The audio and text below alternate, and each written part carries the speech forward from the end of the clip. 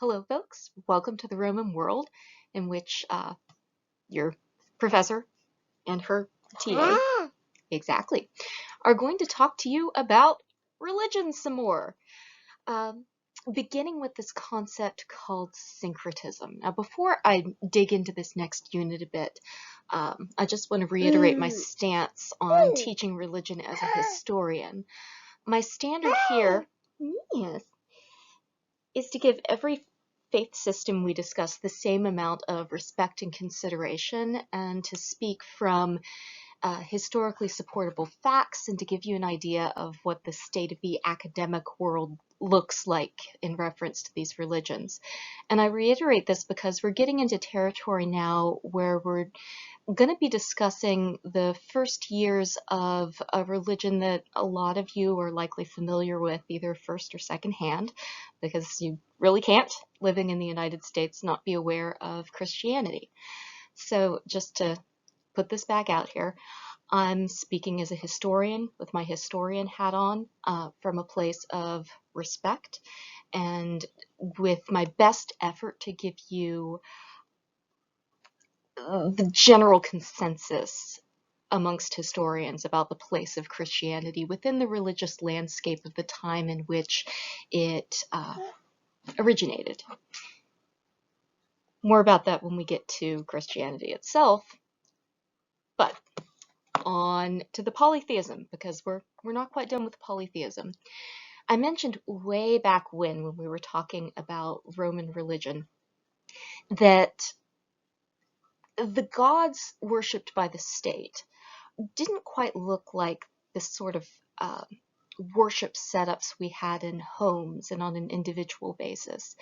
And then, in fact, the people, or rather the divine powers that folks were praying to on a day-to-day basis, often don't include the 12 Olympians, the Rick Riordan classics. Sometimes they do. Hi, yes, hi. Involve Zeus. Okay. You got lipstick on your cheek now. You know this? Thank you. Right. Zeus and Hera and all of those good ones. Also, that was Greek, wasn't it? Oh, thank you. I love cheese. Cheese with baby spit. How hygienic. No. What happened to the other? Oh, you found the other cheddar. That's what happened. So here's where we get into the details of how that worked, and more to the point, the details of how individual polytheists went about interfacing with the divine world that they believed surrounded them and informed their daily lives. Now, I'm using the past tense, but keep in mind, polytheists still exist all over the place. Yes. Including major world religions like Hinduism, but also polytheistic pagan traditions. It's all still part of the panoply out here. But again, historian hat. Yes, we're talking about what this looked like in the ancient Mediterranean, because even the most careful religion is going to change with time, because time changes, and religion is partly a thing that humans interface with, and if a religion isn't interfacing with humans, it's not doing its job, really, is it? Onwards and upwards, then. Let's begin with the unifying principle that is most different. Hi, yes. From the kinds of religion ground rules that govern the way that religion is treated in the United States, at least. And I'm using the United States as our touchstone just because we live there, I'm from there. I feel like I kind of know what I'm talking about with it. Because the United States is a country with a majority of people from Abrahamic religions, so Christians, Jews, Muslims, Mormons, people whose religious structure is derived from a written text that's appealed to as part of the unifying force to religion, but also the rule book for determining how to follow the religion, what counts as good theology or bad theology. Even the most loosely text-based sects still keep the sacred text in mind as part of its governing structure. This is not so much true of ancient religions, which are very much about tradition, local custom, oral passing down. So it's not just the Druids that are doing this. But while written sources are certainly part of how you get to know your gods and your religious systems, there isn't this devotion to producing clean and standard copies and referring to exactly the letter of the religious text in most polytheistic traditions. I'm not saying all, because we've lost some of them, and this can be variable, but especially compared with Judaism and later Christianity and later Islam, there isn't the kind of manual that must be appealed to. It's more about what your local temple does, what your local community teaches, and there can also be international communities that pass down teachings, but the written word is secondary. Now, this doesn't mean it's divorced from religion either, especially state religion. There's a lot of record keeping to keep track of omens and sacrificial procedures and so on and so forth. So there is a civil service aspect to religious monitoring and running, but not nearly the kind of level that you're used to if you come from a religion that has a guidebook. Next up, there wasn't felt to be a problem with mixing and matching elements from different cultures' pantheons. In fact, if you've ever wondered how ancient people dealt with the fact that would have been immediately obvious if you stepped like a couple miles out of your hometown in the Mediterranean, you'd notice that, hey, these people over here have this god I've never heard of, and these people across the sea have like really different gods, and these folks have animal heads on their gods. That's different. In fact, I've seen this addressed in some films about the ancient world. I'm looking at you, Amazon Britannia, awful show. I'm not going to get into the many reasons why that show is absolutely ludicrous, but one of them is this conversation that two Roman legionaries have where they're like, yeah, there's Osiris in Egypt, and then there's Zeus in Greece, and Jupiter in Rome, and what's up with that? They can't all be right. That isn't the way that ancient people are looking at diversity at all. Instead, there are a couple strategies used to cope with intercultural differences when it comes to gods. And the big one is based on the theory that the gods are the gods everywhere, but their names change because different cultures use different names for them. Different cultures have interacted with them in different ways, which means their stories are going to look a lot different. But the essential qualities of the gods, the kind of things they're in charge of, the sort of things you pray to them for, that is indicative of the divine power that you're accessing through that god. And so one of the things that Mediterranean societies would do when they were interacting with each other and working out their intercultural communication is they'd sync up their gods. They'd be like, okay, so this is a god of death who rules the underworld, and oh, yeah, he's not a mummy for us, but no, we've got one of those. Yeah, that's like Hades, only if we're Roman, we call him Pluto. Okay, like that tracks. That's syncretism in part.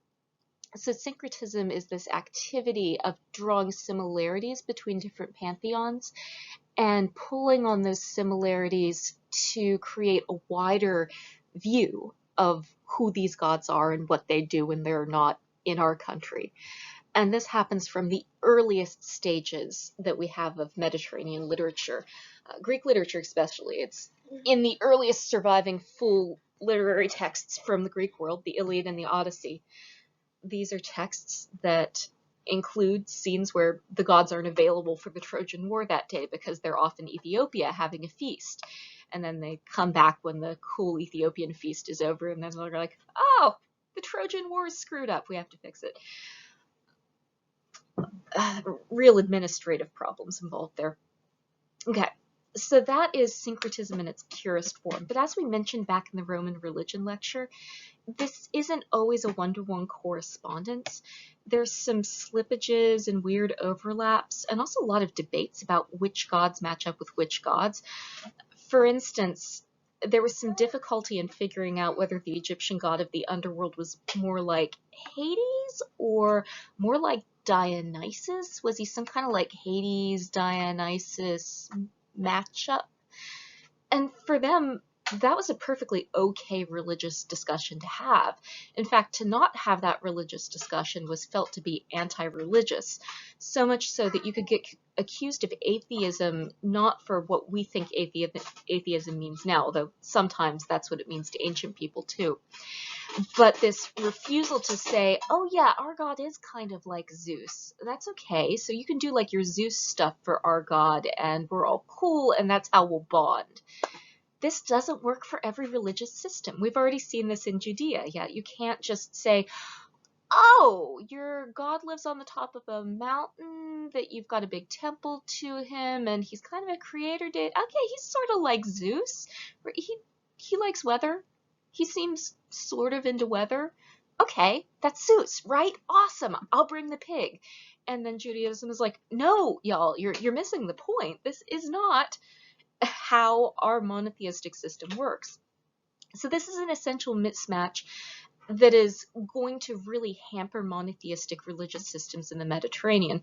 But for polytheists among polytheists, there don't seem to be any groups of polytheists who feel it's disrespectful to try to mash up and mix and match and share gods. Well, share is a gentle word. Sometimes they're forcibly removed. So I don't mean to make this sound like it's not also cultural appropriation, because often it is, especially when we're talking about the Romans. So on to my example here, which gets into classic syncretism. This is a Roman statue depicting a mashup god. This is Hermes and Anubis. For those of you who aren't familiar, quick mythological background here. Hermes is a Greek god. He's the same as the Roman god Mercury, essentially. He's the messenger of the gods. He's also in charge of thieves and getting the souls of the dead from the upper world to the underworld. So he's an underworld adjacent god, but he also goes up to Olympus too. He's one of the more roaming gods in the pantheon. Anubis is an Egyptian god. He is also an underworld adjacent god, and his task, like Hermes' task, is to take the souls of the dead from the world of the living to the underworld and to guard them while they go through the soul assessment process and then get them to their ultimate destination, whether that's into the afterlife or being eaten by a hippo, crocodile, baboon, lion monster. I love the Egyptian underworld. And so did the Romans. So when Romans encountered Egyptian gods, they had a couple of reactions. You can't ever talk about the Romans and the Roman religious worldview in the same way we can't talk about the American religion or the American worldviews. Just like us, they were complicated. And even in a seemingly monolithic society, every person is going to have a slightly different relationship with their religious beliefs. It's not unusual. That's just how humans are. So back to our Hermanubis, mashup god. Greek speakers and later Romans adopted this approach. We're like, okay, so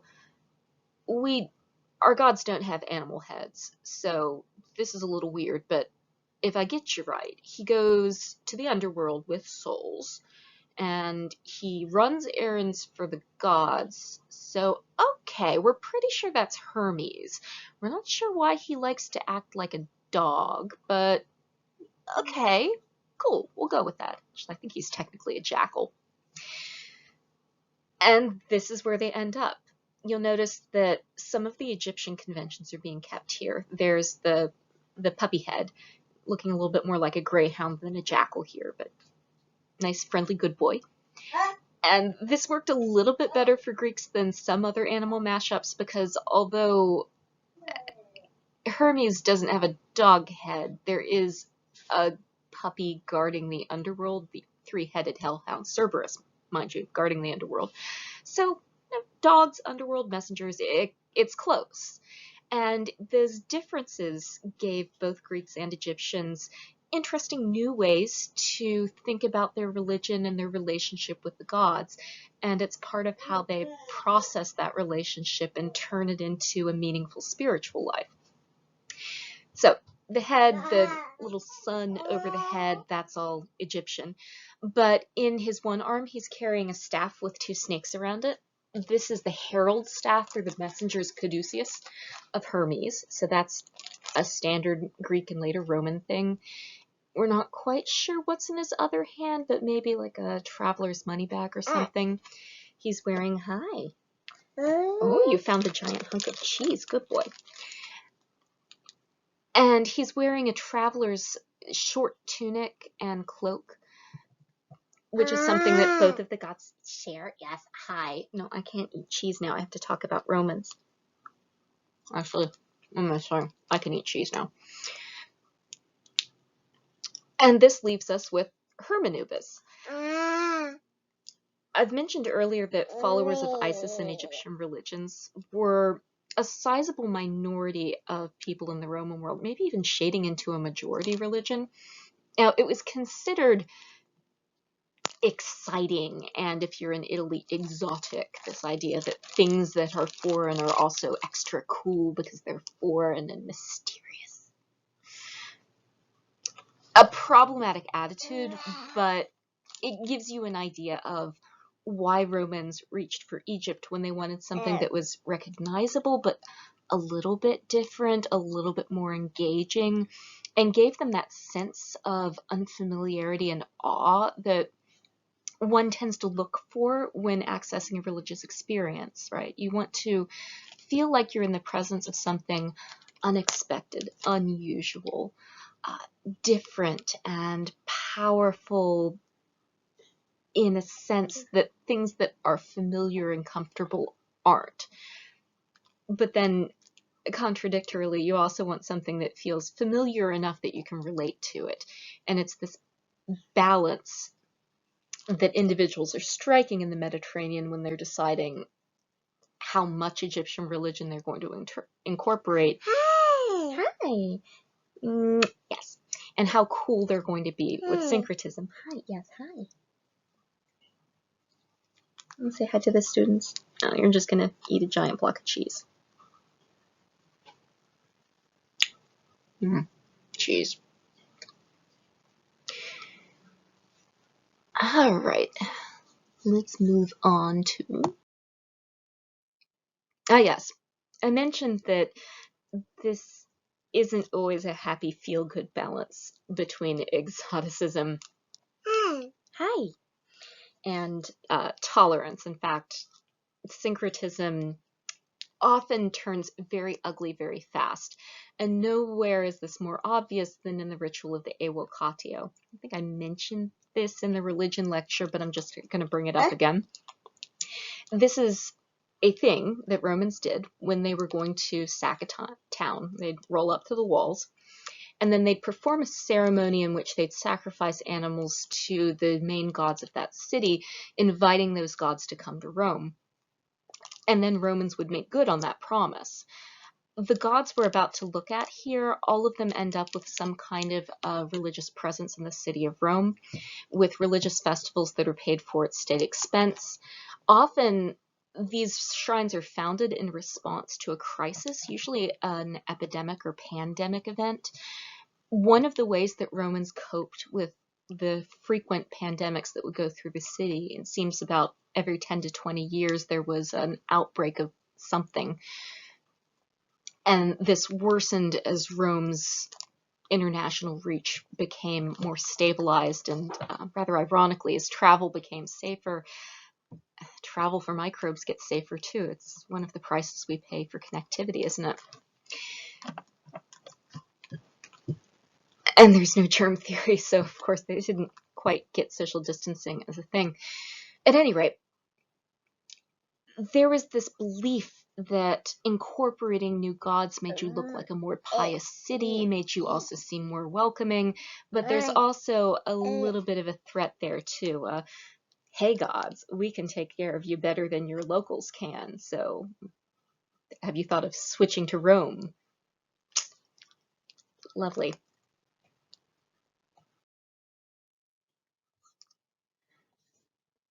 Now, I've alluded a little bit to mystery religions in the past. Now I'm going to actually talk about mystery religions.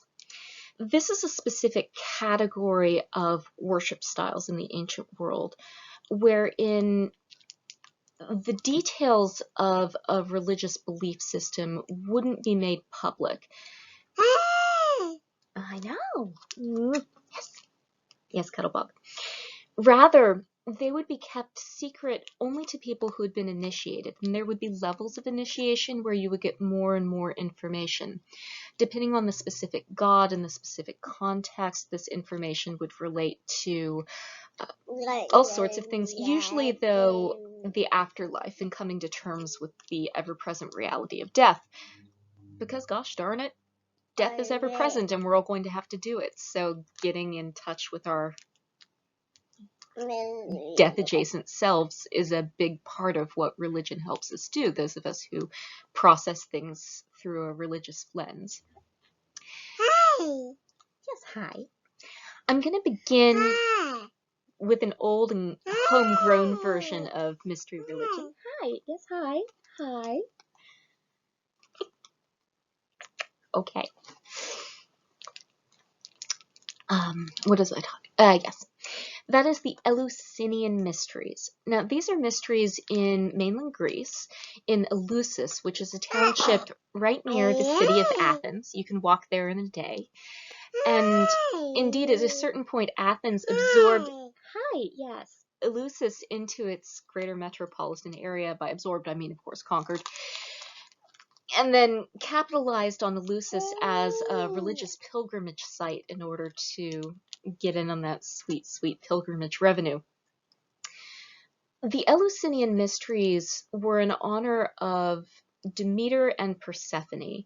Demeter was the goddess of the harvest in the Roman pantheon Ceres, same goddess. Persephone is Proserpina in Latin, and she is the queen of the underworld and also the goddess of new growth and of springtime. The short version of this myth is that Persephone's father Zeus agreed to a wedding with Hades, the king of the underworld, also Zeus's brother and Persephone's uncle, because of course this is going to go to an incesty place. But neither party thinks to inform Persephone's mom that a wedding is going down. So Hades rolls up in his chariot, kidnaps Persephone, drags her off to the underworld, and then, again, this is the very, very short version, he offers her a pomegranate to eat while she's there. She does. She eats 6 seeds, and because of this, a deal is worked out in which 6 months she has to stay with Hades, but 6 months she can go back with her mom. In some ways, this is a moment where Demeter is able to negotiate for access to her child, even though in Greek culture, this wasn't a thing. Women didn't have a right to contact their mothers after they married. Now, in Rome, the situation is different because of the pater familias, but still, it would have been a familiar cultural construct. But Hades, in the end, caves, and he concedes a right to visitation, and it's with this moment that Hades' house becomes a household and not just an underworld. Now, this wasn't meant to be a feel-good romantic story as such, although there are much more toxic stories we could go to in mythology. It's not great, but it's not the worst. The trauma built into this story, where Persephone isn't informed, she's drugged dragged off to the underworld against her will, and then she has this adjustment period, and depending on which religious tradition in the Mediterranean, either she's finally on board or she just puts up with it because she's stuck, or like nobody bothers to ask her.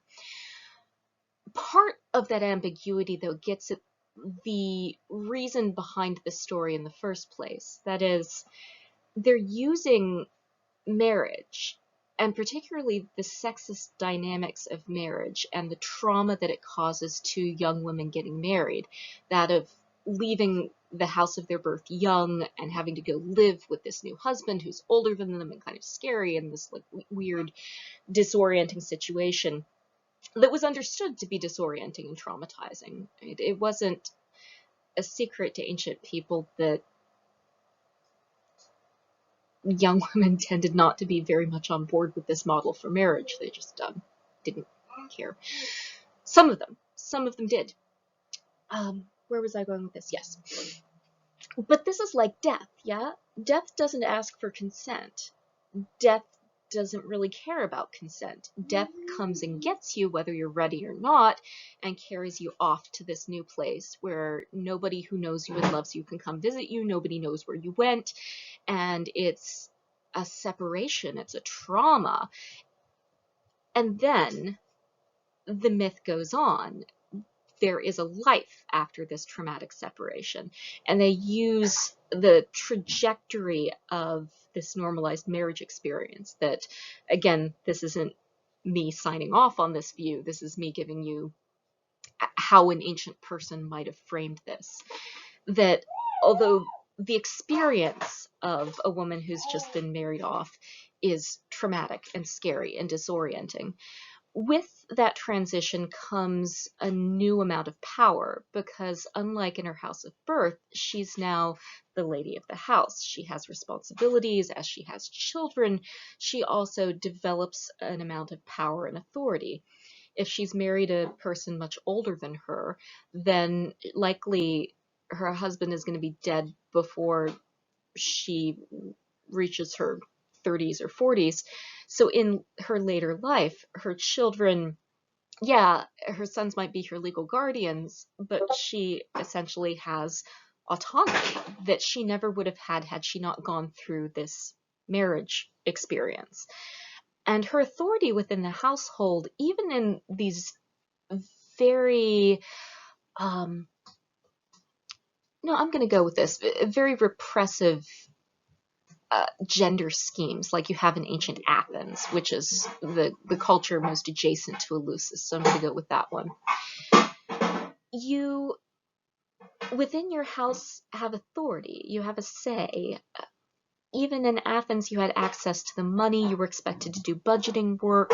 You got to say who ate what. You did have some authority and reach, and the ability to expand that authority into something else. In Rome, you get even more authority with that. So for people contemplating death, then they're saying, okay, maybe death is like marriage is for women, except when you go into Hades' household, there's a promotion schedule, there's some kind of a structure. If you know the rules, maybe you can access that structure a little bit better with a little bit more comfort now. I say all of this because this is what we think the Eleusinian mysteries were about. You'll notice I haven't said much about what happened to the Eleusinian mysteries. That's because we don't know.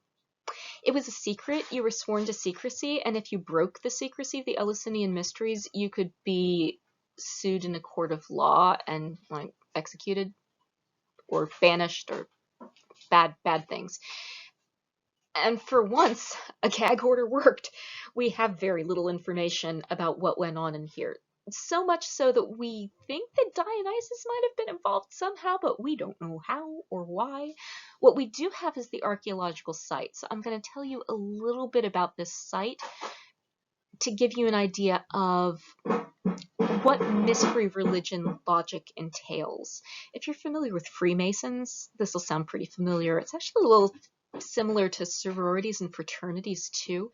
The inspiration for these kinds of structures comes out of early students of ancient studies who went off to college and wanted to recreate some Greek experiences, so they came up with the idea of fraternities and sororities. So this is that. Okay. Behold, a reconstruction of the ancient site of Eleusis that I'm now going to draw on a little bit. Hello, James. Okay, I've labeled these in order from 1 to 6 because this is the order that we believe people would go into the site on. You'll notice that there are 2 temple walls around the area, one at the very edge here, and then another one here around this giant temple at the middle. And giant, it's truly giant. I'll give you pictures in a minute. Number 1 is outside of the big wall. Let me use my green for this. So here's number 1.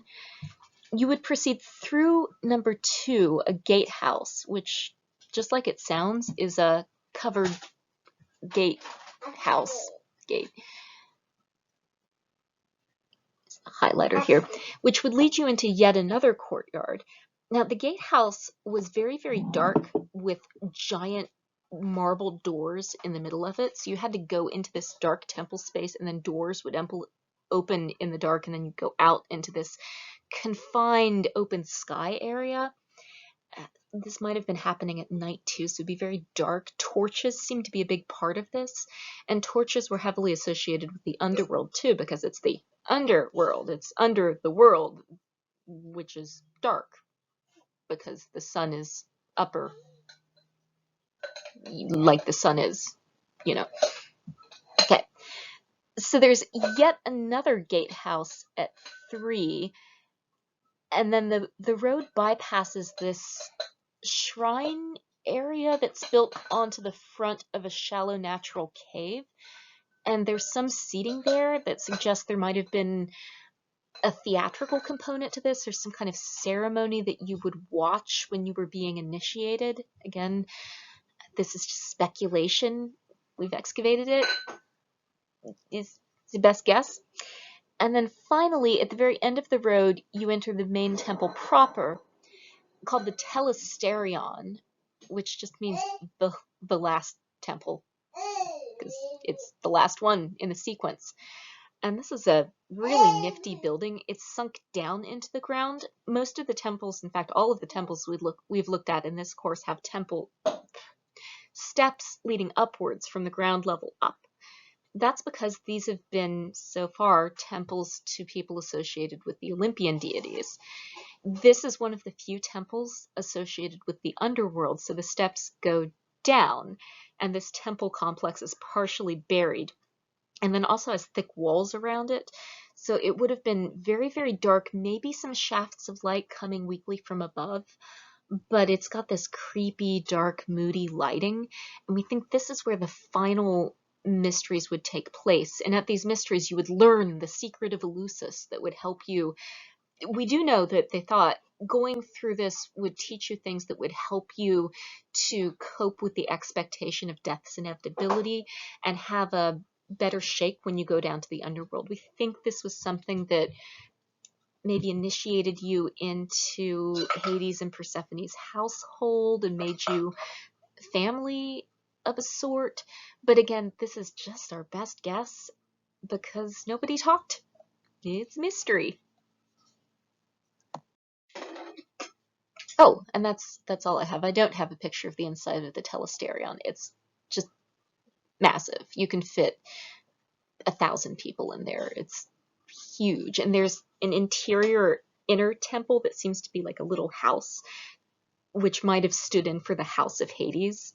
So we think what it's trying to do is mimic a journey to the underworld using the temple complex. But all I can say about that is we think. Okay.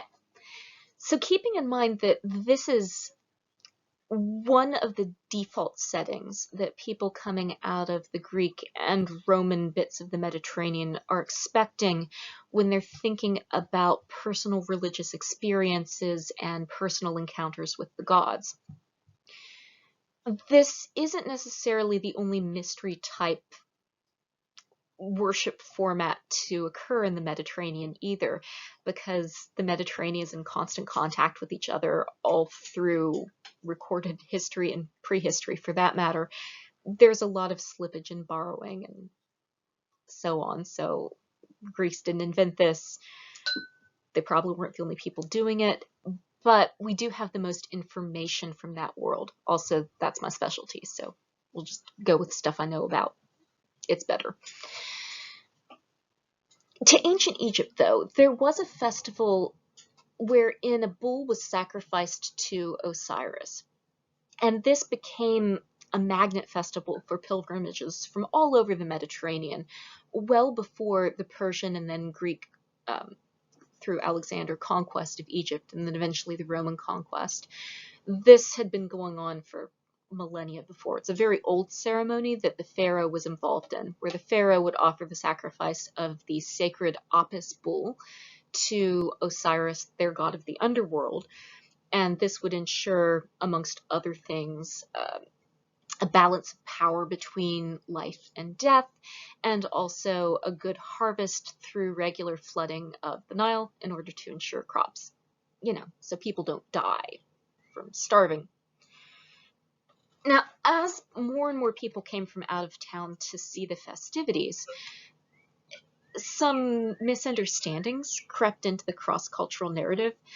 There were a lot of Greeks coming on holiday to see this as a once-in-a-lifetime funsies experience, one of the earliest being Herodotus of Halicarnassus, who was super fun, but another course.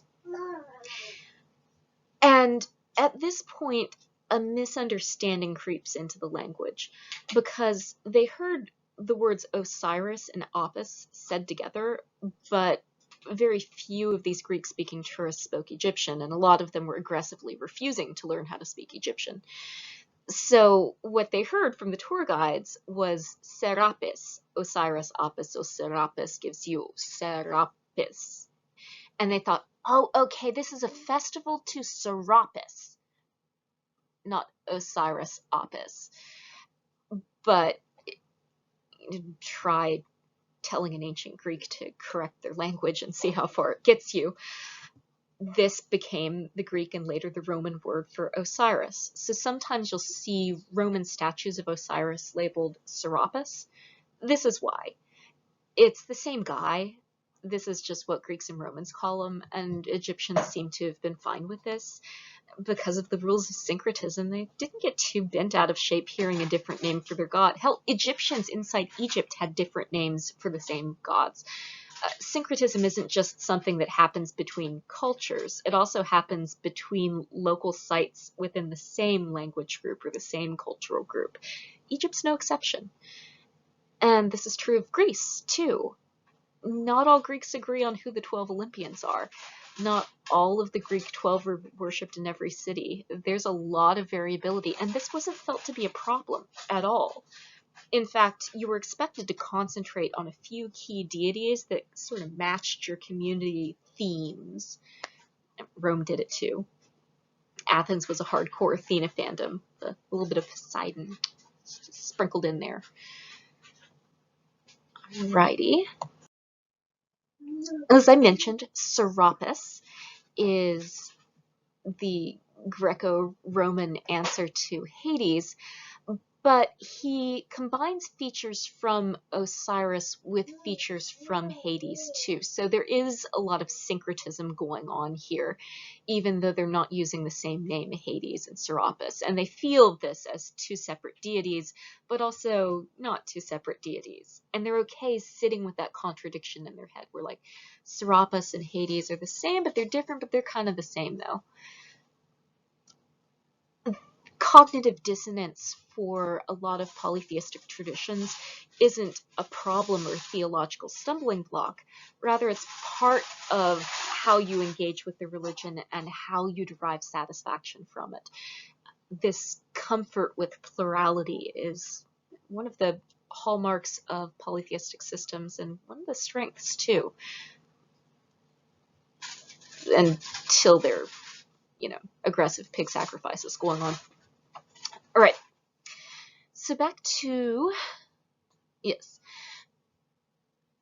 this image, we're looking first at a picture of Serapis. This here is painted, and it's from Roman Egypt. And if you look at Serapis's hair coming out from the sides, yes. Thank you, I love Kleenex. Okay, here, well, would you like to help? Here, let me tell you about Serapis. We will learn about Serapis. You're not a very good TA. But also you are too. There are what do you call them? Heads, kernels coming off of Serapis's hair. And then on the top of his head is this kind of basket-shaped doohickey. Now, if you look at this statue of Demeter at Eleusis, you'll see that she also has this pot-shaped thing on her head. This sculpture was likely part of a column. But those two things are coming together to make our painted portrait of Serapis. So the wheat sheaths aren't necessarily inappropriate to Osiris. Osiris is a god of rebirth, and that's part of the narrative of grain. You plant grain, it grows in the ground, it is reborn from the seed. That's part of Demeter's whole shtick. And that's at the base of the Eleusis myth, too, is that Persephone goes down into the ground and then she comes back up again, like the grain goes into storage and then springs up again when it's planting time.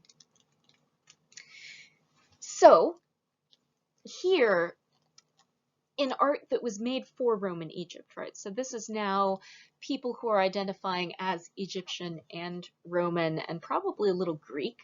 Greek was the language spoken most commonly in northern Egypt during this period.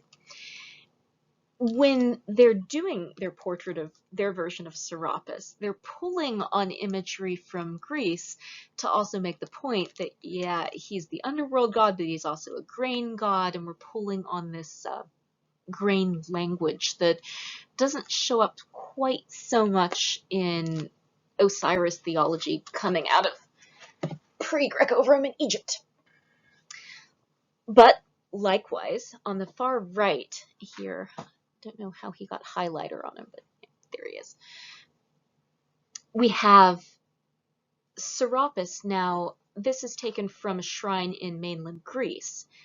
And here, they're not emphasizing the connections with Greece because they're in Greece. They don't need to do that. Instead, they're taking imagery that properly belongs to Hades. You know, this shaggy hair. One of Hades' deals is that he doesn't really manscape much. He's got like extra bushy hair, and he's got this really curly kind of two-curl beard thing going on. It's a very serious dude beard because Hades is a serious dude. Reliable, not capricious, and one of the best managers in the pantheon, quite frankly. But on top of his head, again, is this baskety thing, which is how you know it's Serapis and not just Hades. In fact, there are very few representations of Hades. He wasn't a god that was considered appropriate to do portraits of. Similarly, there aren't temples as such to Hades, like maybe a few here and there, but really super rare. In general, people are more comfortable with temples to Demeter and Persephone and Hades a little bit because he's an in-law. But with Osiris, Hades gets a little friendlier of a makeover. He's more approachable, and that has a lot to do with who Isis is and what she represents. So let's talk about Isis. This is where things get, well, I mean, I think they've been interesting already, but I don't want to assume. But for me, this is where things take a turn that's super helpful in thinking about what's going on here and why with Osiris and Isis that isn't quite going on so much with Persephone and Hades. Persephone and Hades never seems to quite achieve an escape in the ancient world from the violent roots of the myth, in part because the violence and the kidnapping are part of what make that myth work. But that's not a part of what's going on with Isis and Osiris's relationship in Egyptian mythology. For them, Isis and Osiris are happily married. Osiris is murdered by his brother. Isis then picks up all of his body parts and then smushes them back together with the help of Anubis and makes him into the first mummy, and then resurrects him as the king of the underworld, giving him back a certain life. But then also her son, Horus, goes on to rule the world of the living, thus making the entire human family into a family. It's not just the underworld, but also the overworld. There's a ruler on one side, there's a ruler on the other side, and the intercessor between those two, is Isis. She is a go-between, and she's all about saving you from hopeless circumstances, in the same way she saved Osiris from death by putting him back together with duct tape. Well, mummy bindings, but linen with resin smeared on it is kind of like duct tape. And I'm just going to leave that one there. Sorry, ancient Egyptians. For Romans, Isis was particularly attractive because of this superhero quality she had, in that she was a champion of hopeless cases. She was felt to be willing to help normal people out of normal problems, but also to help individuals out of trouble beyond their personal power to control, for little people lost in a big world that was closing in on them in a scary way. One of the few novels to survive from the ancient world, and the only one to survive intact in Latin, is Apuleius's Golden Ass. The plot of the story is that a guy gets caught by witches and they turn him into a donkey, and then he wanders the ancient Mediterranean being abused because he's a donkey, and hijinks ensue, and I'm not going to give you details because you should really treat yourself to the Apuleius experience at some point. But at the very end of the book, he has an encounter with the goddess Isis, and she reaches out to him and then brings him back from donkey form into human form, which is what's going on in this piece of art on the right. Here, the main character of the Golden Ass, he still has the little horny things on his head. Do donkeys have horns? I'm not sure what's up with that, actually. He's being transformed into a human figure again. This might also be from another Isis myth. The horns might be from a satyr form or a goat form. At any rate, Isis was all about putting you back in your right body and restoring you to the state you were in before you were waylaid by life. And you've met the Romans. It's a pretty relatable situation if you had to live with ancient Romans 24/7. Isis was super popular. We know this from the number of Isis figurines found in ancient shrines all over the Mediterranean, the city of Rome particularly.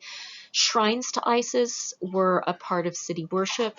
When the Emperor Gaius, that is Caligula, for those of you who prefer cheesy nicknames, made his pleasure barge to go on Lake Nemi, it was a shrine to Isis that he put on the barge, because Isis had these good vibes going with her, but also this idea of supernatural power and badassery. She's often depicted, I don't have a picture of this here, but we'll see it again when we revisit Christianity, with baby Horus on her lap. So she's got this nurturing element to her too. She's felt to be more responsive than other goddesses, more compassionate, more caring. And there's also this bit of the unusual and the unknown for people who aren't living in Egypt. And even people who are living in Egypt, Greek speakers and people in the Roman community do seem to have maintained quite a bit of separation from native Egyptian people. And in this sort of situation, you do end up with appropriated versions of Egyptian religion that's being reprocessed for colonialist powers. So again, this isn't an entirely wholesome process, but it is super interesting and important to keep in mind that when we think of Roman gods, if we're not thinking Isis, then we're missing a huge part of what it was that people were praying to and thinking about when they were in contact with the divine. And part of what does make Isis so attractive is her approachability. She's filling a niche that's lacking in the standard lineup coming out of Greek and Roman cultures more locally. If you've met Greek and Roman gods, you know what I mean.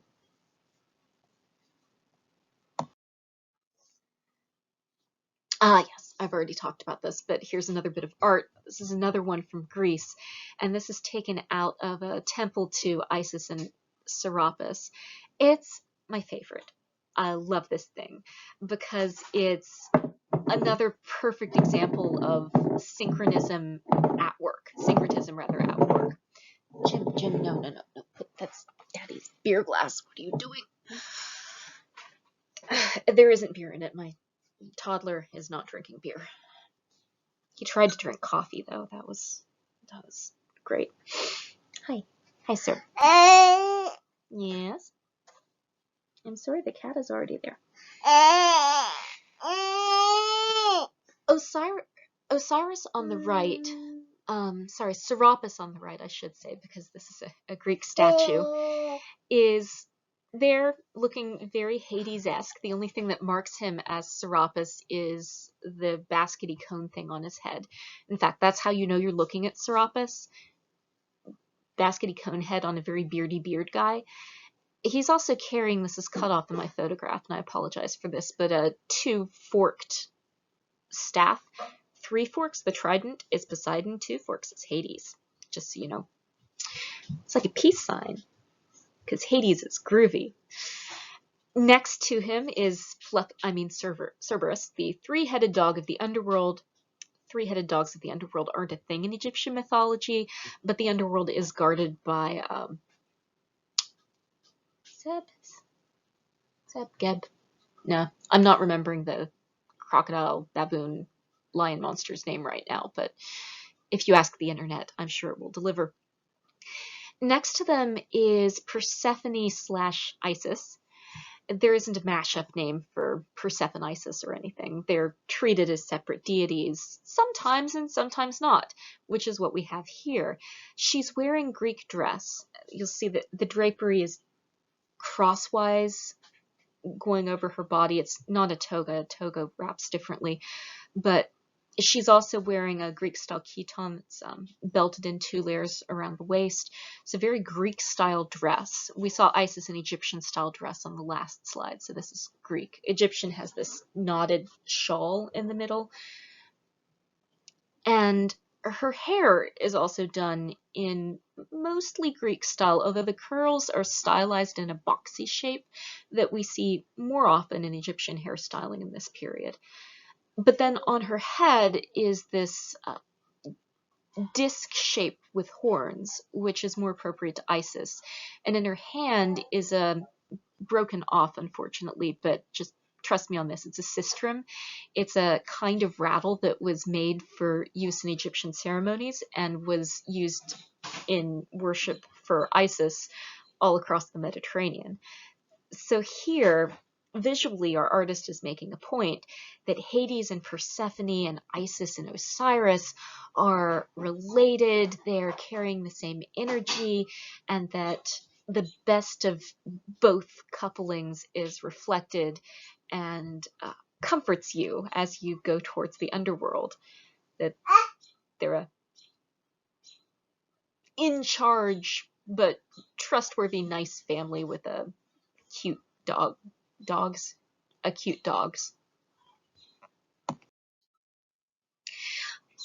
Yes, I do have this in this lecture. So I mentioned that you get a lot of mother and child iconography with Isis and Horus. I'm here looking at some pre-Greco-Roman art on the very far left. So this here one.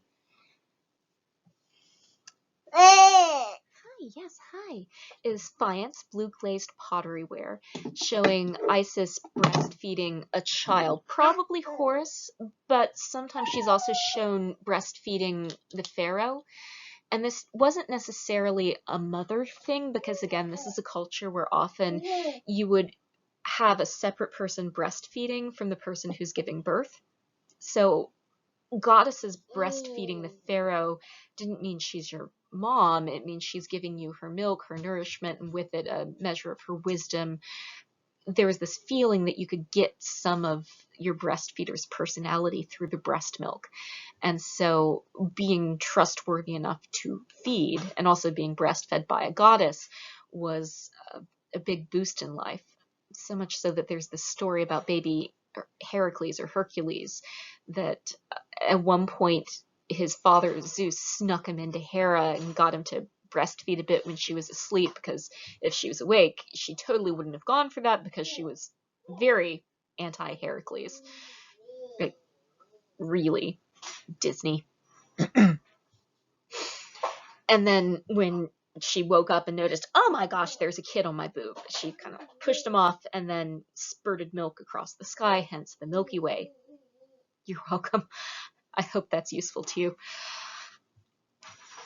Now, there are some who argue, and here my historian hat is very firmly on, there's some who argue that when we see mother and child iconography coming out of other places in the Mediterranean, particularly in early Christian contexts, this is drawing on an existing library of breastfeeding imagery in other religious traditions in the Mediterranean. It's a visual shorthand for referring to this kind of relationship between breastfeeder and breastfeedee, not necessarily mother and child, that indicates the level of respect of the person giving the breast milk, that she is someone who is wise and is worthy and who you're proud to be seen with breastfeeding off of. But it's also an expression of that goddess's care and nurturing side, and that the reason why you begin to see this sort of iconography in Christianity with the Virgin Mary and Jesus, and you still see this in certain corners of Christianity, some more than others, some only at Christmas, is because of this borrowed imagery that gets moved over into Christian parlance. Now, I don't think this is necessarily the one true interpretation of what's going on here, because breastfeeding imagery is omnipresent in pre-modern societies. It's something that stands out to us because we live in a culture that has a very technologically mitigated relationship to breastfeeding and very strong taboos against doing it in public. We have a very sexualized view of the breast, and this has led to a culture wherein we over-notice breastfeeding, but also we tend to over-interpret the image like, oh, that's a breastfeeder and that's a breastfeeder. They're related and they must be like borrowing from each other, referring to each other. And I don't think that's necessarily true. And I don't think one or the other has to be right either. We can hold both of them in our heads when we're thinking about why this image appeals to so many people over so many cultures over so much of a period of time. Because the biological facts around this don't change much, yes? You need to trust someone to put breast milk into your kid's stomach, yes? And we still have beliefs about breast milk that go beyond what we know biologically. And we tend to be very obsessive about what you can and cannot eat or drink or do when you're breastfeeding and what might get into the baby. This whole constellation of beliefs and realities means that when you want to make a point about a religious figure's character and trustworthiness and approachability, that this is a good shorthand for saying that, yeah, you can trust this person. You can trust this person to not lose their temper when your small child is being super extra, like throwing cheese at you when you're trying to talk about religion to your laptop in your living room. Don't trust me with your kids. I can only handle the one right now. And that, I think, is a more productive way to think about this resonance. But then also too, and we'll find this out more when we talk about early Christianity,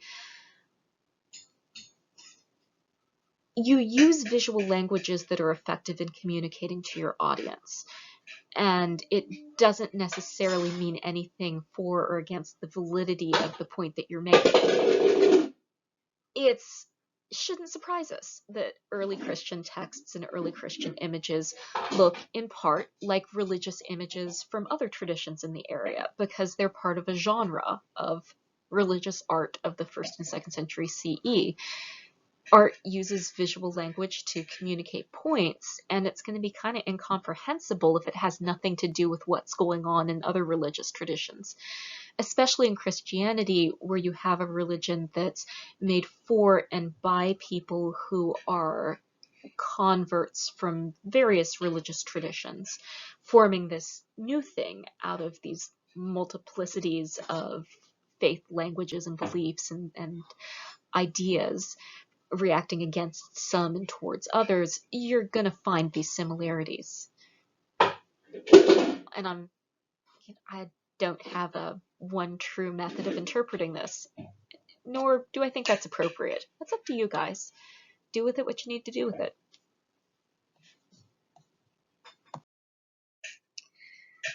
A note about Egyptian afterlife practices. Here's another place where we see the impact of Isis and Serapis worship in the ancient world. And this is in the differences in burial practices that we get amongst Roman Egyptians. This is what we're looking at. We've seen some of these portraits before. These are from Fayum mummies. We find them elsewhere in Egypt too. These are late mummies, and for a while, because they weren't early dynastic mummies, they got thrown out and destroyed, and just there's a horrible legacy of mummy treatment in the early days of archaeology that isn't immediately relevant to us here. I just feel like I need to address that. These are really useful though, because they show us what assimilation looked like for Romans living in Egypt. That even though you have people coming from a dominant culture into a culture that has been now twice conquered, first by the Greeks and then by the Romans, and with it there are layers of populations. There are native Egyptians, there are Greek-speaking Hellenistic Egyptians, and then there are Romans living in Egypt as part of the administrative elite. Over time, there is some blending, especially between Roman identifying and Greek-speaking identifying Egyptians, but also there's slippage into Egyptian-style burial customs too, and this is very different from burial elsewhere in the Mediterranean. The systematic drying out, preservation of bodies, and then wrapping them in linen, and then covering the face with an image of the dead person. That isn't something we see in tombs elsewhere. Even in really super fancy tombs, you don't get a lot of portraits of the person inside the tomb until you get to Egypt, because in Egyptian religion, it was incredibly important that you preserve a semblance of the body in life so that part of the soul could still access that body and burial place as a touchstone between the world of the living and the world of the dead. Without that touchstone, you're cutting off an avenue for the soul to survive into eternity, which is why it is super sketchy to ever destroy a mummy. Even though they've been dead for 2,000 years, I think they still have human rights and religious beliefs that we really should be more sensitive and serious about preserving, so don't destroy mummies. I will be very disappointed if you do. Also, it's bad. Now, these images we're looking at here, one of them is not a Roman mummy. On the left-hand side, you have a late Hellenistic mummy, so this is still a bit earlier than the two here. But it's useful to give you an idea of what this looked like before and then what variations you have creeping in. So it's not like everything about mummification customs are being preserved by Romano-Egyptian polytheists. They're using portrait customs that are less stylized than Egyptian portraits. And if you're familiar with even earlier Egyptian portraits, you know how the features tend to be molded in a way that look a specific way. There's specific conventions about how the body is positioned and how natural looking the art is. In these Romano-Egyptian populations, we see a move towards more realistic art and less careful preservation of the physical body. And this has to do with an influx of people coming from Roman funeral mask culture. Romans do have a local culture of preserving the face in death rituals, not necessarily burial rituals, but death rituals. And this is being used as a touchstone to making Egyptian religion feel more at home for Roman worshippers. And this is okay for everyone. It's not lesser, it's not less legitimate or less pure, because pure is a thing that doesn't exist. Like, how do you decide what's pure and impure? And it's a super messed up way to think about people and cultures anyway. All this is to say that depending on where you are in the empire, the heaviness of Egyptian influence on your religious life is going to be variable, but all of this is still felt to be within the pale. Now, for most people. For a lot of Romans, though, they felt that animal heads on gods was a step too far. In fact, you'll notice most of the statues we've looked at, except for that Hermes and Anubis statue, have still had human heads on them. And the gods that are making it into Greek and Roman worship are the gods that don't have animal aspects. Isis always has a human face. Osiris is a mummy, but he's a human mummy. Horus is a little baby falcon, but he has a human aspect, and he's a bit de-emphasized in Greek and Roman art of Isis and Osiris. This is because Greeks and Romans had a belief that animals and humans are separate categories of beings, and that humans are a higher order being than are animals. Therefore, it is inappropriate and kind of opposite world to have gods who look like animals. That's messed up. That's weird. So for a lot of Romans, that was the icky part of Egyptian religion and the part of Egyptian religion that they didn't want to have. So when they're syncretizing, that's the bit that most of them are chucking out. And this is something that's going to be important when we come to look at the ways in which Romans mocked religions when they turned against them. But we're not there yet. We've got a few more mystery gods to encounter. Oh yes, here's one more. This is a funeral mask proper. So not everyone went for the painted board mask. You do get masks sort of like Tutankhamun's mask here on the left. Of course, this is the most famous of a genre of pharaoh's funeral masks. The Hellenistic and later Roman version of this preserves some Egyptian characteristics. The headdress is similar, the gods depicted are similar. A lot of what's going on this mask looks like proper local Egyptian art, but the face has the headdress placed back so you can see the hair. And this was a way that Greek and later Roman Egyptians distinguished themselves from native religions, is they did not shave their hair and then wear wigs, but rather had their natural hair, or at least something that looked like natural hair, underneath the headdress to keep off the sun. And this was one way that they kept themselves a little bit separate. And this is a pattern we see with a lot of colonizing cultures, is some of the local stuff they'll pick up, some of the local stuff they won't do, and these lines start getting policed when people are negotiating how much is too much. We see this in British India too, and for that matter, yoga classes. This is a Serapeum, or a temple to Isis and Serapis.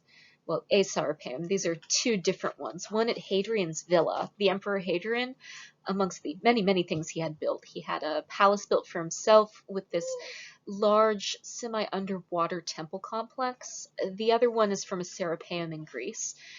These are typical. So temples to Isis and Osiris were built on land that was felt to be as close to what Greeks and Romans imagined Egypt to be like. And most of them never went very far beyond the Nile River Delta, like very coastal northern Egypt. So when they went to build Egyptian temples, they would do it on swampy lands with a lot of grass, and then they'd encourage birds. If they could import Egyptian birds, great. Hadrian, there's a bit of a backstory to Hadrian's Egyptian temples. He was on his imperial tour through Egypt when his boyfriend died very suddenly, and Hadrian was absolutely heartbroken about this. And as part of his grieving process, he ordered statues of his boyfriend Antinous made and sent all over the Mediterranean. But then he also became convinced that this one specific crocodile had the reincarnated soul of Antinous still in it. So he wanted to take the crocodile with him, but the crocodile kept getting sick outside of Egypt, so he had this place built so that his boyfriend crocodile could hang out in his palace, which is kind of cute. Except I kind of worry about Antinous' ability to consent to that relationship. It's yeah, it's hard to know. Yes? Yes? Okay. Well, here. You can look at the Serapeum too. Serapeum. Statues, crocodiles. All right, on to Mithras. Now, if you thought my details were sketchy before, well, they're about to get a lot sketchier, because this, although it was at one point one of the most powerful mystery religions in the ancient world, and some consider it a rival to early Christianity in terms of popularity and conversion rates in the 2nd century CE, Mithras is a god that we know next to nothing about. It's another one of these mystery religions that's really successful at the mystery part. We do have fragments of a service to Mithras, and we do have sites for the worship of Mithras around the Roman Empire. Those are the two ways that we try to figure out what's going on here. But again, our information is very thin, and I'm going to sound super hedgy about this because we're super hedgy about it. And now you might say, well, if we have most of a Mithraic service, wouldn't that tell us something? Well, imagine if, think of the most formal religious service you've ever been to, yeah? And imagine if we just had some of the words of that religious service without, like, the Bible or the Quran or the Torah or, like, any explanatory material whatsoever. We just have that service. And you'll be like, the Father, the Son, and the what now? And what's this with a Hosanna? What does Hosanna mean? Amen? What is amen? Here I'm pulling from my own religion just so I'm not randomly channeling religions that I don't belong to and therefore shouldn't be making comparisons about too much. Yes, hi. Just let me talk about Mithras. Let me talk. Okay. So, here we're looking at the most stereotypical image of Mithras. We find this in every site of Mithras that still has art left. And this is a young man with a Phrygian cap. So this is a kind of soft hat that was common in the ancient Near East and was associated with Persia during the first 2 centuries CE. This is a religion that seems to have developed amongst Roman soldiers serving on the border of the Parthian Empire, modern day Roccanabran. Ooh, careful, careful. Just hold it together. One more minute. Please. Yeah.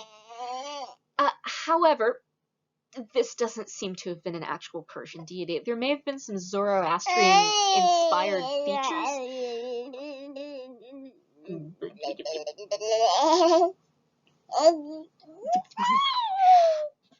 But for the most part, this seems to have been Roman... Oh gosh, what did you do? What did you do? Where did the thing go? Is it still going? Okay, yes, it's still going. Yeah, this seems to have been a Persian fan religion, kind of loosely based on Zoroastrianism and run through Roman military fraternity rituals. It was also a male-only religion, and this seems to have been a bit of a tactical error in terms of a long game for a religion, but it worked well for the Roman army, which up until the time of Hadrian didn't allow soldiers to be formally married to anyone during their term of service, which was 20 to 25 years. And this meant that, all male cults were really sensible in that sort of social environment. Yeah, so we do know that the main god is called Mithras, and that at some point he kills a bull in a cave, and that this is important. We don't know why, but it does seem to be important because it's always in there. We get a lot of zodiac imagery, and there does seem to be feasting going on with ritually relevant food that everyone would sit together and eat. And speaking of eating, I am going to have to go feed my young. So stay tuned for more religion in a minute. Righto, we're back in a Mithraeum. A Mithraeum is like the Serapeum is a place where you go to worship Isis and Serapis. A Mithraeum is a place where you go to worship Mithras. These are all underground. In fact, some of the surviving ones, yes, little man, the surviving ones are found under churches. And that's not a coincidence. Often churches would be built over top of a Mithraeum cave in order to make sure that the Mithraeum stayed closed. But it also had the happy effect of preserving Mithraea, so that's part of our evidence. And you can see this particular one at the center has an altar with a relief sculpture showing Mithras killing the bull in a cave. So we think the place of worship that looks like a cave is part of this cave theme, so there might have been bull killing involved, or maybe not, or barbecue, or gosh, we're not entirely sure. But it's also a bit of a weirdly placed altar. There are benches on either side.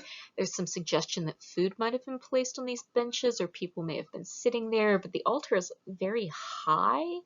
So perhaps, as with Cybele, there was some kind of a bath in bull blood, but again, we just don't have a lot of information here.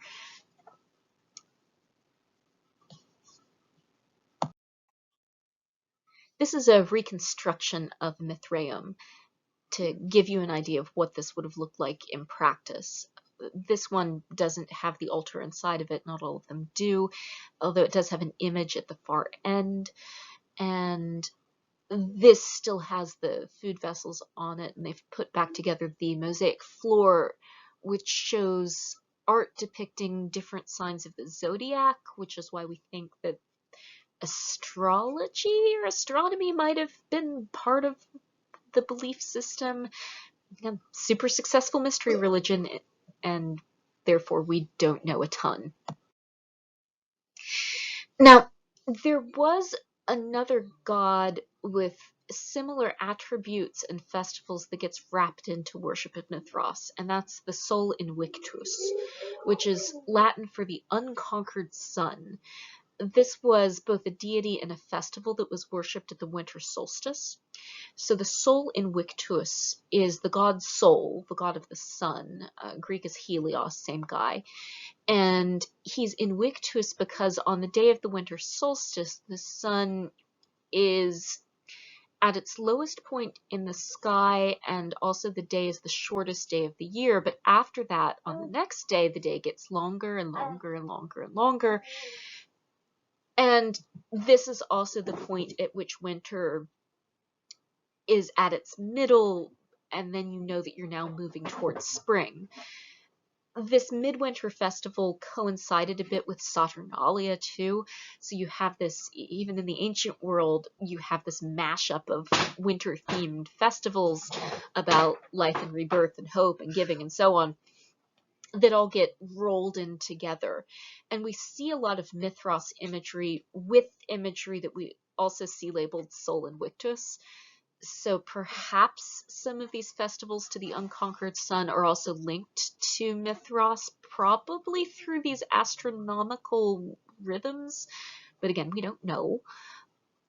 Here's what I mean by imagery that combines Mithras stuff and Sol Invictus stuff. So here you have the zodiac in a circle. I'll use red for this. So here's the zodiac in a circle around a young male figure, young because he doesn't have a beard, just like the sun god, but also Mithras. And then he's got the fire coming out of his head, like the sun, and he's got these wings. This is not a Sol thing, and it's not a Mithras thing. We're actually not quite sure what's up with this. But then also there's a snake wrapped around him, which is an underworld feature, which is a nod possibly to Mithras's cave adventures. Not the granola bag. Ooh, you cannot pour granola on the cat. You can eat some granola.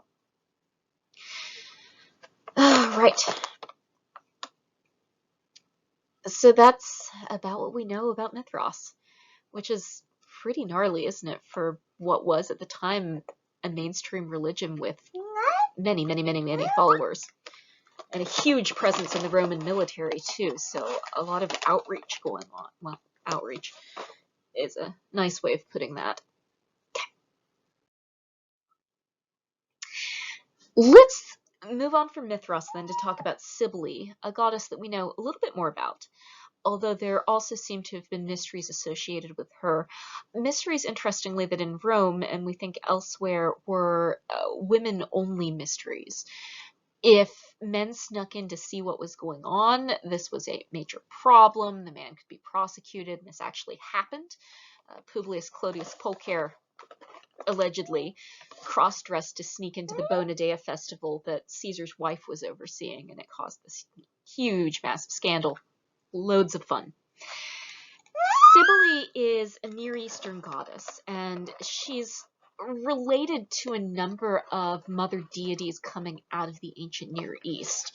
The Near East is the most diverse end of the Mediterranean because it is sitting on this nexus between the Mediterranean trade routes and the Tigris and Euphrates river valleys, and also the royal road going into Persia and ultimately India.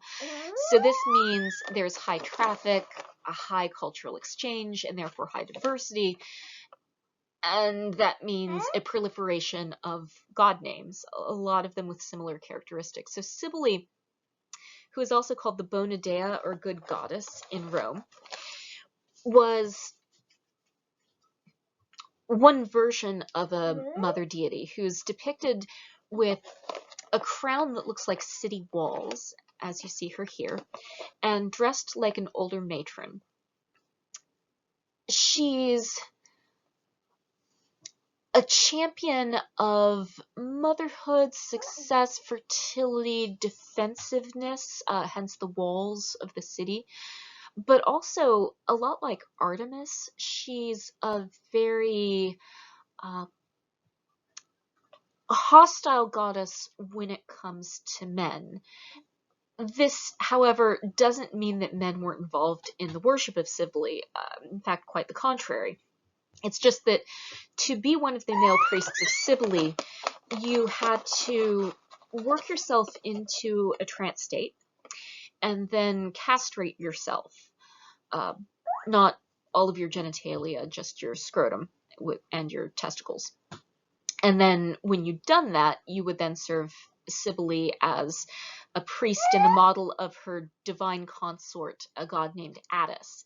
And Attis here is the figure on the left with the drum and the drumstick and another Phrygian cap like we just saw in Mithras. Now, for Romans, this was a bit of a problem, especially after the mid-1st century CE, when castration was outlawed. Despite this, some members of Cybele cults continued to practice self-castration. Others, in order to comply with the ban would offer up bulls' testicles instead of their own testicles as a symbolic sacrifice.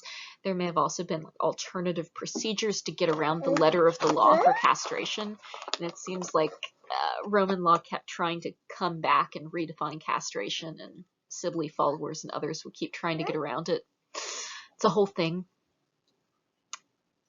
We have found medical instruments that would have been used in this procedure. I'm not going to show them to you, but if you're interested, I could show you where to find them. The Museum of London, that's where, has a pair of mostly intact castration clamps that are remarkable for many reasons, but the one I'm going to mention here is that they were very well kept up, but repaired multiple times, which suggests they were in heavy use. So that's a thing. At any rate, whether literal or metaphorical eunuchs, and literal does seem to have been the norm, just because Romans make something illegal doesn't mean that's an enforceable law, and lots of people seem to have gleefully flouted it.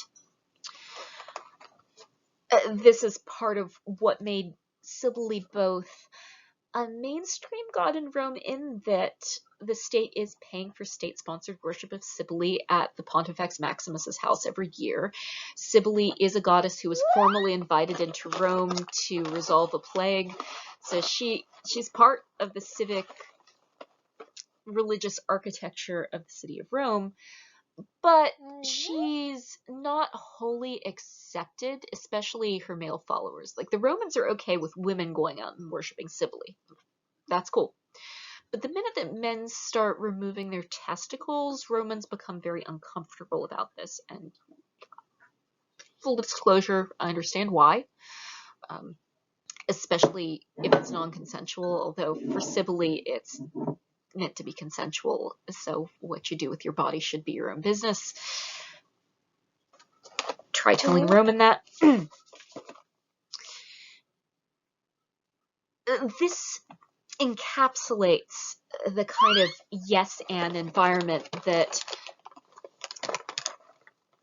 religions that were felt to be kind of foreign had to contend with in Rome. This idea that they're great for some things, and the state's willing to put up with them to a point, but that they aren't accorded the same kind of protections and respect that homegrown, more local religious traditions are. And that's going to be a factor when we look at religions Rome others and then eventually makes illegal and works at rubbing out. Carthaginians, Druids, and eventually Christians. And to a lesser extent, Judaism. Judaism is complicated. One last note about Cybele. She's very similar, as I mentioned, to Artemis, and there is one representation of Artemis that does seem to be a direct Cybele syncretized crossover. The sanctuary to Artemis at Ephesus was for a long time the largest temple in the ancient world, and it maintained a presence as one of the major shrines for pilgrimage. It was beautiful, full of works of art. It was one of the wonders of the ancient world. It's just a particularly well admired and important hub for worship. And so that makes it very interesting that the cult statue there looked less like Artemis as we see her in Greece, and more like Artemis, where rather Near Eastern deities like Cybele and Ishtar and other similar mother/sex goddesses coming out of the ancient Near East. In particular, you may notice her midriff has this collection of round bulbous objects. Historians aren't quite sure what this is meant to represent, but the two leading possibilities are either this is a necklace of testicles that have been offered up to her. Again, keep in mind Cybele's predilection for castration. Or these are multiple breasts with which she feeds her followers. So we're pulling on that breastfeeding goddess image again. Could be both. Could be either or. We're not entirely sure. At her side is a paired set of deer, male and a female deer, and male and female animals are all over her very stylized dress. This is another Near Eastern feature. And this borrowing of Near Eastern elements into art for a shrine that's made by Greek speakers in a very Greek-identifying city, which Ephesus is, but still closer to the Near East than it is to the Western Mediterranean, we're seeing another manifestation of syncretism at many points. So Cybele is not just the product of one moment of syncretization, but of a process of syncretization and resyncretization, and then splitting, then reforming, that had been going on since before writing. This is a process that begins in prehistory and in some ways is still ongoing in neo-pagan communities. Now, Cybele's entry into Rome, as I mentioned before, was one of these emergency measures that was taken on to deal with a crisis, a plague. In this particular one, as the ship was coming up the Tiber, it got stuck. And according to legend, Claudia Quinta, who had been accused of sexual misconduct, comes out and then puts her hand on the rope. In some versions, she uses her hair, and then the boat immediately comes unstuck and then goes all the way up the Tiber. In the goddess's first Roman miracle, the goddess says, "Yes, Claudia Quinta, you are not a slut." And then everybody's like, "I'm sorry, Claudia, we thought you were a slut and you were not." Again, I'm not signing off on this story, but it's an important one for understanding the aspects of Cybele that worked for the Romans. This idea of Cybele as a defender of womanly dignity and a vindicator of people who have been lied about. That's what they're cool with and comfortable celebrating.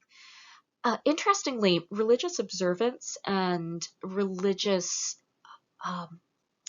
activity was something that was thought of as feminine by Romans. Not necessarily exclusively feminine. It was fine for men to be priests. It was fine for men to run religious institutions, all that. But there was this feeling that for especially mystery religion type situations, women were susceptible to that and they could use it as an excuse to go off and misbehave. And there's always this tension in Rome between the need to have women adhere to religious principles and enjoy religious outlets, but also this suspicion that it might become this cover for shadiness. Bless. Here are a few more portraits of Cybele as we see her in different contexts across the Mediterranean. These are specifically Roman era portraits. One of which, in a nod to Artemis at Ephesus, here you'll see she's wearing this belt of bulbous things, either a testicle or a boob belt, probably testicles. Another common image you'll see with Cybele is that she'll have a pet lion. She travels around in a chariot pulled by lions, and she has pet lions that sit around in her lap, being her little lion buddies. Drum banging was a part of the trance worship that went on in cults of Cybele, including dancing and singing, and this was part of how you would get into the state of mind you needed if you were required to castrate yourself for the goddess's honor.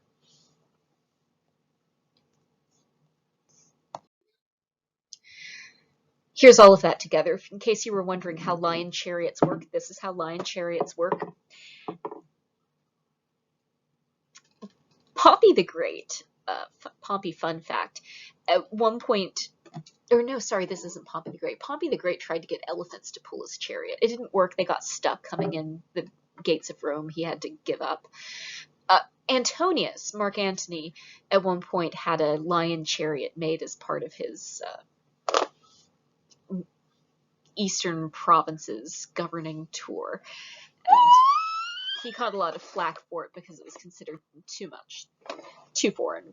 Also, there was this belief that, wait, Cybele has a lion chariot and she's a girl. Antonius, are you trying to say that you're a girl?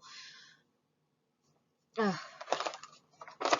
Toxic Roman masculinity, am I right? So here is one of these priests of Cybele, and we know that that's what this guy's job is because of the drum. You can see that round drum and also the woodwind instruments. What appears to be some kind of an incense carrier, and then in his hand he's got this set of grain and symbols. These finger symbols are also part of the worship of Cybele. But then also he's got a bracelet on his hand and he's holding it in a posture that was felt to be a feminine posture because this is how you hold a distaff as well. So through that and through the kind of soft lines around the jaw, we think that this may also be a eunuch. Now, eunuchs were felt to be part of the intersex community by ancient folks, so much so that they sometimes didn't make a distinction between people who were born intersex but mostly male presenting and people who had their bodies altered to remove masculine characteristics, as is the case with eunuchs. They considered all of this to be within the eunuch constellation, and this was part of their language for intersex folks. This is a site where intersex inclusivity might have had a happier ending than most other sites in the ancient world, but for most intersex people, it's not a great situation. Romans did enforce a gender binary, and if you were being trafficked especially, you would likely be put into the marketplace for sex work. If you were freeborn, your birth could be considered an omen of something, and you could be sent to live away from your community, so it doesn't get a lot better if you have access to power. But for some people, yes. We know of some people who were intersex through conditions that some of them we know, some of them we don't. For instance, there's a public speaker named Favorinus, who we think was born with undescended testicles. He was considered intersex, although ancients called him a eunuch for this. And at one point he got sued for adultery because, again, eunuch doesn't necessarily mean you can't achieve an erection and have sex. Just FYI, Game of Thrones. Where was I going with this? Yes. And he became fantastically wealthy, in part by leaning into this, yeah, you think I'm half a man, but I slept with your wife shtick. So some people could make it work. And the story for intersex representation in antiquity isn't all bad news.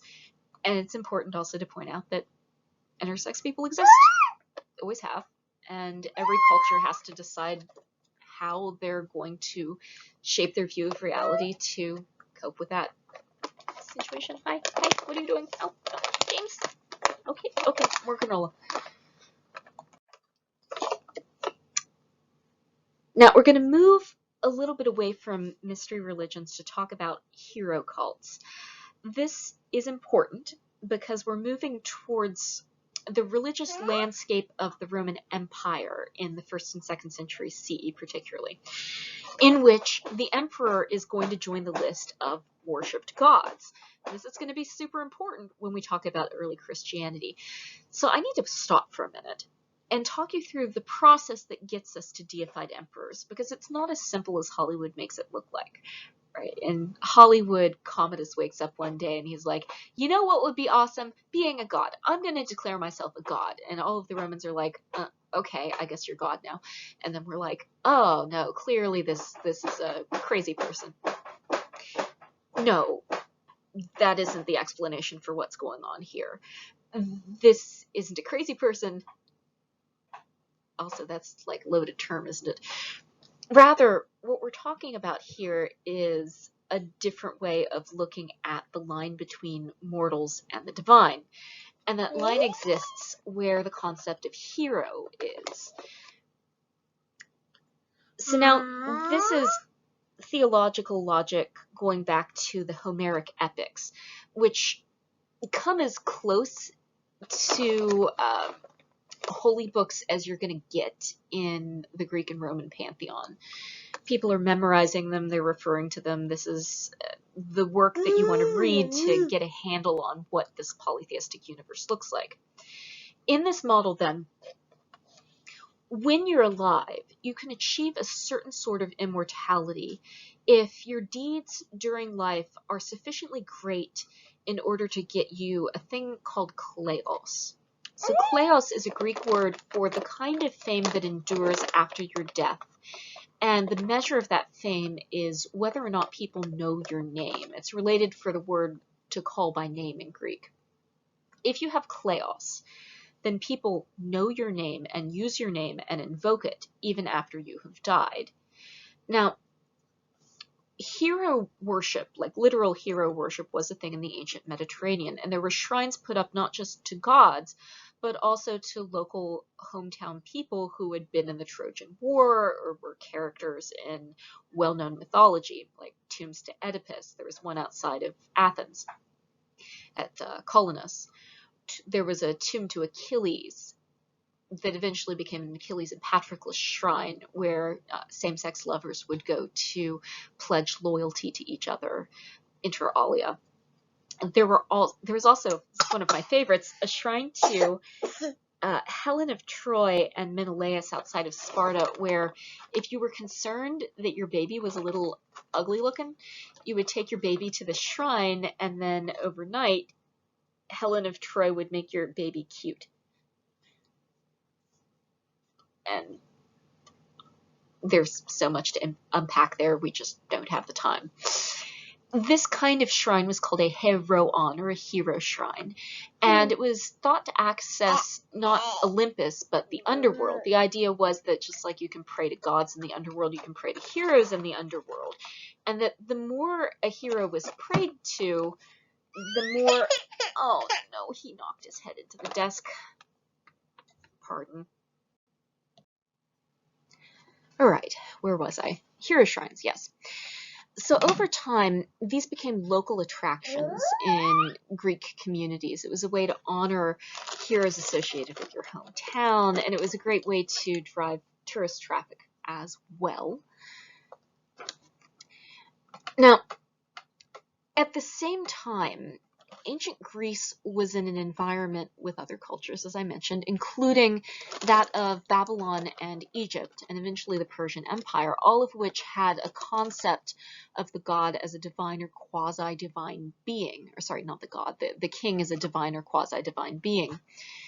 As Greek speakers came into contact with, worked with, and eventually conquered these areas, the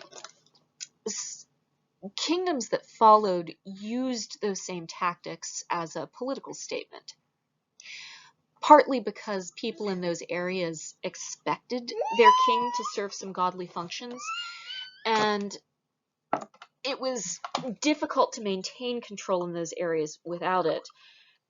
And when we're talking about, say, the Ptolemies and the Seleucids, they're also in a situation where they're not necessarily accountable to mainland Greeks. They have to keep their own country satisfied first. So they're able to lean more heavily into this idea that, yeah, I'm like a hero, but I'm still alive, but it's okay, you can still worship me. So this slippage between the idea that you can become a god after you're dead if you have a sufficiently awesome mortal life, and not necessarily pro-social awesome. Greek heroes do some really shady nonsense. Helen of Troy was not particularly liked by ancient Greeks, particularly ancient Greek dudes, but she was famous. She met the criterion. Heracles had several psychotic breaks in which he killed his entire family, but he still was able to get promoted to godhood because his deeds were that impressive.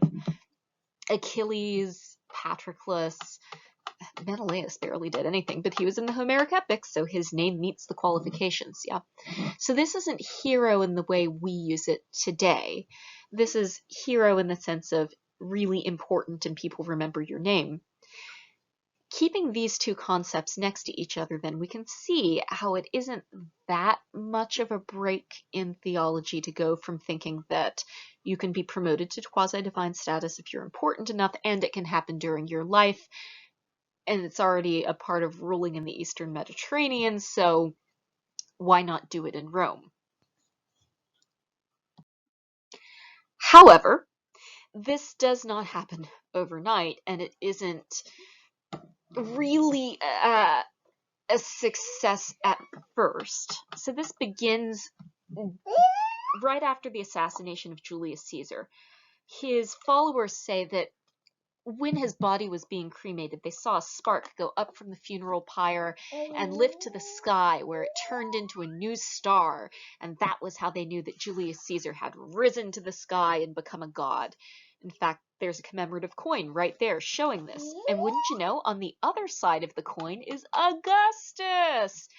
Because who benefits from thinking that Julius Caesar is a god and he has one true son, and it's Augustus? Augustus benefits Augustus, who is in the middle of a civil war with Antonius, who is not related to Julius Caesar, you see.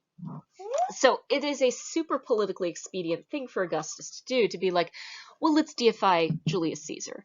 And it's not without precedent. Rome did this to Romulus. There were shrines to Romulus. Numa Pompilius, the second king of Rome, also gets this treatment. So it's not unheard of. And it's certainly not something that people have a problem with, because of syncretism, adding new gods isn't a big deal. So for a lot of Romans, they're like, oh, fine, I'll just make some sacrifices to Julius Caesar. And for some people, they probably did believe Julius Caesar was a legit god, especially as time went on. Now, when Augustus died, his heir Tiberius needed to shore up his legitimate claim. So if it's not broke, don't fix it. He deifies Augustus. And then he has this brilliant idea of making priesthoods of Augustus open to people with new money, especially freedmen. And this incentivizes new Romans, and Romans coming in from the periphery of the empire especially, to buy into the cult of the emperor as a way of creating a sense of new Roman identity. It's a little bit like the Pledge of Allegiance meets church service.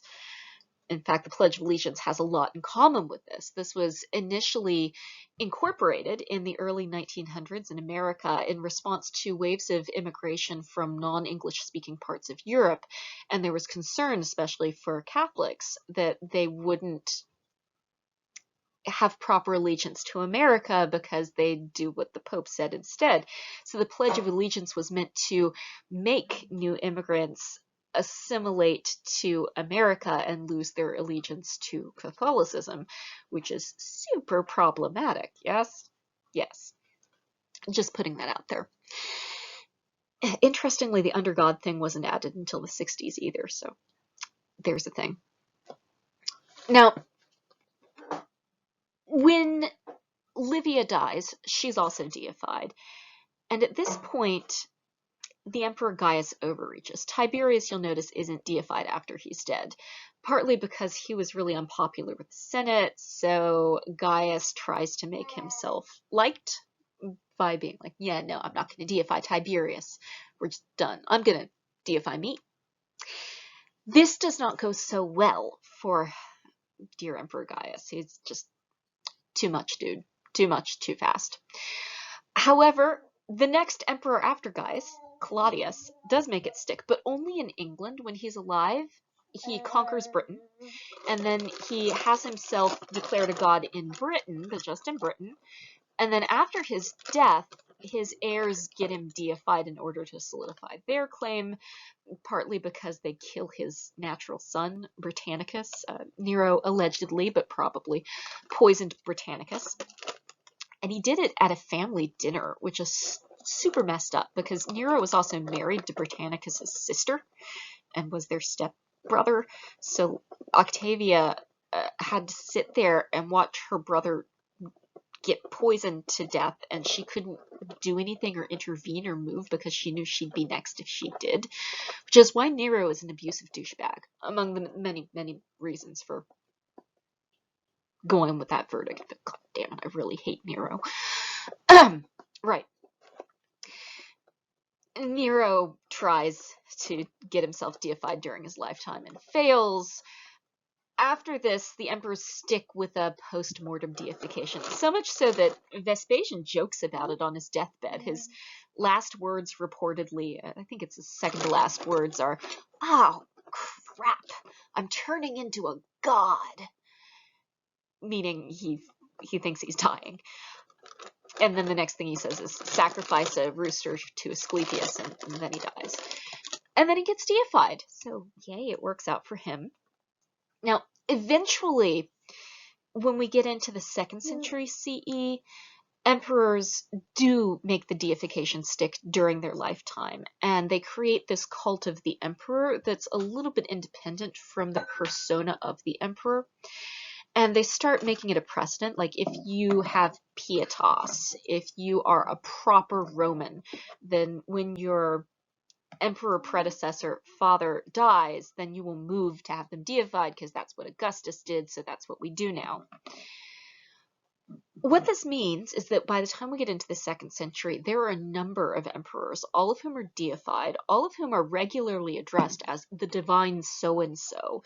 And if you don't talk about the imperial family and the emperors in that language, you are felt to be making a political statement, a dangerous political statement that goes against the interests of the state and its complete control over the inhabitants of the state. And it's also felt to mark you as a religious other. Most of the people objecting to the cult of the emperor are doing it for religious reasons because they're from one of these monotheistic minorities. And this is about to end in a whole lot of repressive bloodshed. Here's what I mean about Augustus. So this is from a dedication to Augustus and his wife Livia. And this is an inscription that you can read even if you don't have Latin. So at the top it says Ti. Use my little white pen here. So Ti is for Tiberius, like the Emperor Tiberius, Emperor number 2. Caesari Divi. So this is a dedication to the divine Tiberius, who at the time is not actually divine. He never gets to be divine, but they're sucking up a little bit here. To Augusti Fili Divi. So Augustus, the son of the divine Julius, who is also divine. Augusto. So this is to his child Julia, because she was adopted in his will. She's actually his wife. So Livia becomes Julia. So to Julia, the Augustus's daughter / heir. And then here, and to the Pontifex Maximus in his 4th consulship. And then here we've got the other labels of state and such. And then finally we get to the name in the nominative of the people dedicating this, the Augustales res publica restituit. So the Augustales, the colleges of the priests of Augustus, and the res publica, the government, restituit, restored this monument. So this is what public piety looked like, is that you would join this priesthood of the Augustales, the priests of Augustus and the imperial family, and your service with that would give you high status in your community. It would let you have an in when you're bargaining with Rome, and then you would pay some money to put up these nice shrines and statues and offer sacrifices on the birthdays and death days and such. And this would be a show of pietas, your duty to the gods, the state, and your family now, because as priests of Augustus, you're part of the imperial family. It's a ritual of assimilation, and reading it as such makes it seem a lot less weird to us because as Americans, we, hopefully for very good reasons, have biases against deifying and worshiping our political leaders. Don't do that. It's really bad. It doesn't end well, even in Rome. And there's the end, folks. Be well, take care, stay classy, and I want all good things for you as we go into finals week. So next up, I'll be talking early Christianity. Yay, exciting. And with that, off you go. Miss you guys. Take care.